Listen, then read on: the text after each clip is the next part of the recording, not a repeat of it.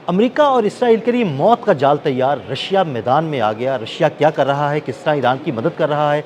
आमिर रज़ा से ताज़ा सूरत के बारे में बात करते हैं। आमिर भाई, एक ज़बरदस्त खबर आई है, हमारे नाज़रीन को बताइएगा। ये खबर वाकई ज़बरदस्त है क्योंकि जिस दिन से जंग शुरू हुई 28 फरवरी से लेकर, जब इसराइल और अमेरिका ने मिलकर ईरान पर हमला किया था और उसके सुप्रीम कमांडर जो थे अली ख़ामेनी, उनको शहीद किया था, उसके बाद से लेकर पूरी दुनिया इस बात को लेकर सवाल उठा रही थी कि क्या रशिया खामोश बैठेगा, क्योंकि रशिया सबसे बड़ा बेनिफिशरी है ईरान से। देखिए, ये दुनिया कारोबारी दुनिया है, चाहे रशिया है, चाहे अमेरिका है, इसराइल है, कोई भी है। उसका उसका सबसे बेसिक नज़रिया ये होता है कि वो अपने कारोबार को चलाए। रशिया पर भी वेस्टर्न पाबंदियाँ हैं और उसमें उसके लिए अगर कोई ब्रीथिंग पॉइंट था तो वो ईरान था, क्योंकि ईरान उससे टेक्नोलॉजी और असला ले रहा था और ईरान उससे जो है उसके साथ तजारत कर रहा था। अब रोबल और तुमन में ये जो तजारत थी, इसको अभी फ़रोग मिलना था, लेकिन नया नया ये जो अमेरिका ने उसको क्या कहते हैं कि नई जंग शुरू कर दी, और उसके बाद से दुनिया इस बात पर सवाल उठा रही थी। बहुत सारे अमरीकी मुबसर जो हैं इस बात को अगर कहते हैं तो मैं उनके शार्ट्स भी आपको भेज देता हूँ कि इस सारी गेम के पीछे रशिया मौजूद था, जो ईरान ने कामयाबी के साथ अमरीकी अहदाफ को निशाना बनाया। लेकिन खुलकर सामने कुछ नहीं आ रहा था। देखें, हमने भी उस पर वीलॉग किया था। मैंने बताया था कि जो जो सेटेलाइट टेक्नोलॉजी है वो चीन फराहम कर रहा है, सेटेलाइट सपोर्ट, और रशिया जो है उसकी इंटेलिजेंस काम आ रही है। मैंने आपको साथ एक वीलॉग किया था। मैंने आपको पॉइंट आउट किया था कि केजीबी जो है, जो रशियन है, वो इस काम के ख़ास जिसको बोलने की ज़रूरत है, वो इस काम के पीछे है, और वो तमाम वो पॉइंट्स जहाँ पर अमरीकी मौजूद थे उसकी निशानदेही उन्होंने की है। लेकिन ईरान और रशिया का आपस में इस वक्त तक कोई राब्ता नहीं था, या हमारे तक कोई राब्ता इस तरह का नहीं आया था। लेकिन एक बड़ी खबर, जिसको आपने सही कहा कि बड़ी खबर निकल कर आई है, और ये है कि मसूद पज़ेश्कियान जो कि ईरान के सदर हैं, उनकी टेलीफोन कॉल हुई है व्लादिमीर पुतिन से। ये पहला बाज़ाब्ता सदारती सतह का राब्ता है। और मैं आपको बताऊं, अभी मैं एक पूरा आर्टिकल पढ़ रहा था कुछ देर पहले ही, जिसमें मुख्तलिफ जो दिफाई तजियाकार थे, वो ये कह रहे थे कि अमेरिका, डोनाल्ड ट्रंप ये समझे कि एक मजहबी लीडर को हलाक करने से रजीम चेंज हो जाएगी। हालांकि वहाँ पे हुकूमत जो थी वो मसूद पज़ेश्कियान चला रहे थे। ये सिर्फ मजहबी मामलात को ख़ामेनी, देखें, ख़ामेनी का फ़ैसला आखिरी फ़ैसला होता था, लेकिन जो हुकूमत चलाने वाला मामला था वो मसूद पज़ेश्कियान का था। और ये है, अब्बास इराक़ची हैं, ये वो लोग हैं जो सियासी तौर पर मामला ईरान का फेस भी है इंटरनेशनली। अब व्लादिमीर पुतिन ने रब्ता किया है, तो ये रब्ता आपके ख्याल से वो टेलीफोन कॉल होगी कि जिसमें ये पूछा जाएगा कि सुनाएं आपका क्या हाल है। और की हाल है। अब ये तो नहीं पूछा जाएगा ना, ये बताया जाएगा कि आइंदा की हिकमत अमली जो है वो क्या है। और दूसरा, व्लादिमीर पुतिन ने डोनाल्ड ट्रंप को एक पैगाम दिया है कि मैं ईरान के साथ राब्ते में हूँ। देखिए, इससे पहले तो सिर्फ क्या सराइयाँ थीं, या ख़बरें ऐसी थीं, इंटरनेशनल मीडिया की खबरें थी कि इंटेलिजेंस जो है वो इस्तेमाल हो रही है।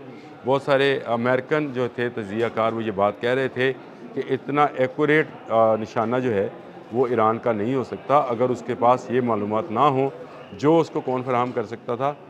रशिया। क्योंकि ईरानी लोगों पर, ये अभी भी आप इसको समझें, ईरानी लोगों पर सऊदी अरब और मिडल ईस्ट में इस तरह से कड़ी निगरानी रखी जाती है जैसे पाकिस्तानी इंडिया चले जाएं या इंडियन पाकिस्तान में आए। ऐसी कड़ी निगरानी जो है उनकी की जाती है। लेकिन रशियन मिडल ईस्ट में बिज़नेस भी कर रहे थे, और रशियन जो हैं उनके फ़ौजी अस्करी मफादात भी जो हैं मिडल ईस्ट से जुड़े हैं।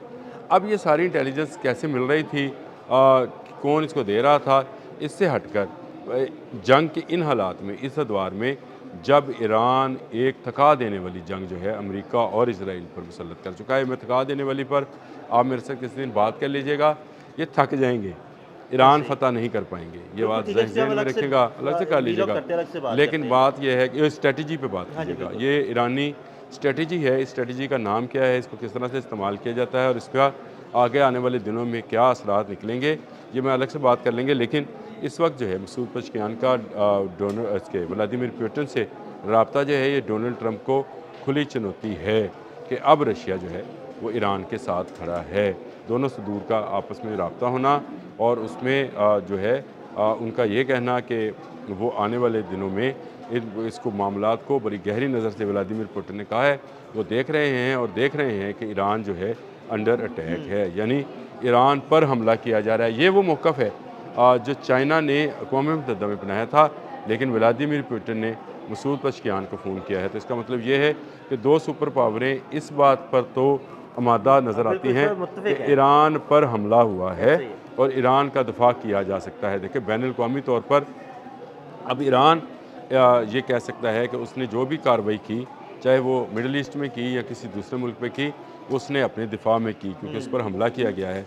अमेरिका और इज़राइल ये नहीं कह सकते कि ईरान ने उन पर हमला किया था, जिसका वो जवाब दे रहे हैं। तो ये बैनुल-अक़वामी सतह के ऊपर जब तल्लुकात को देखा जाता है या मामलात को देखा जाता है, तो उसमें ऐसी चीज़ों को जो है मद्देनज़र रखा जाता है कि कौन मज़लूम है और कौन ज़ालिम है। तो इस वक्त इज़राइल और अमेरिका को ज़ालिम जो है करार दिलवाने में ईरान कामयाब हो गया है, और दुनिया की हमदर्दियाँ जो हैं, आप देखिएगा हर आने वाले दिन के साथ, आज 8वां रोज़ है जंग का, हर आने वाले दिन के साथ जो है ईरान के साथ जुड़ती चली जाएंगी और ईरान आपको पहले से ज़्यादा ताकतवर नज़र आता शुरू हो जाएगा, क्योंकि ईरान का हर मिसाइल हमला इस बात का ऐलान कर रहा है कि उसकी बैलिस्टिक मिसाइल की जो ज़ख़ीरे हैं वो ख़त्म नहीं हुए हैं। हर मिसाइल हमले के साथ, हर ड्रोन हमले के साथ वो इस बात का ऐलान कर रहा है। और मैं अभी इस पे ड्रोन पे जो है शाहिद 136 पे मैं देख रहा था, तो उसमें भी बड़ी स्टोरीज जो हैं, और उसकी तो बहुत बड़ी धूम है आमिर भाई, चर्चे हो गए हैं, चर्चे हो रहे हैं। मैं तो बड़ा हैरान हूँ कि दुनिया जो है उसको इस नज़र से देख रही है। ये बात बिल्कुल, इस बात को मैं ये समझ रहा हूँ कि ईरान आज भी अपने पाँव पर खड़ा है और ईरान जो है वो शिकस्त देने के काबिल है अमेरिका जैसी और इज़राइल जैसी बड़ी क़ुव्वतों को। और ये अगर समझा जाए तो नफ्सियाती शिकस्त जो है वो डोनाल्ड ट्रंप को हो चुकी है, और डोनाल्ड ट्रंप की नफ्सियाती शिकस्त का बेयन सबूत ये है कि आज के दिन तक रजीम चेंज के लिए ईरान के अंदर से कोई आवाज़ नहीं उठी, और सब के सब लोग जो हैं नए पास जो सुप्रीम कमांडर हैं उसका इंतज़ार कर रहे हैं। जो कमेटी बनाई गई थी वो अपना काम कर रही है। आप इज़राइल ने आज एक जली वीडियो सी भी जारी की है, अगर आपने उसकी तस्वीरें लगानी है तो लगा दें। 3D इमेजेस जारी किए हैं कि ये वो बंकर है जिसमें अली ख़ामनेई थे। अली ख़ामनेई अपने घर पे थे, वो किसी बंकर में नहीं थे। अगर वो किसी बंकर में होते तो आज हम में मौजूद होते।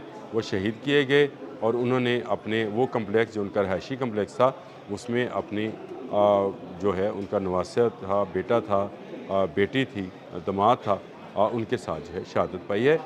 ये जो बंकर वाली स्टोरी है ये इज़राइल किसी और को जाकर सुना दे कि वो एक बड़ा ही गहरा बंकर था जिसको तबाह किया गया है।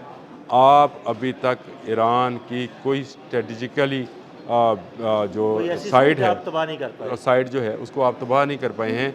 तो आप अली ख़ामनेई को क्या करते? उन्होंने अली ख़ामनेई ने जो उनके मतलब पता चला है कि उन्होंने ये कहा था कि अगर आप 9 करोड़ लोगों को बंकर दे सकते हैं तो मैं बंकर में चला जाता हूँ, नहीं तो मैं अपने ऑफिस में काम करूँगा।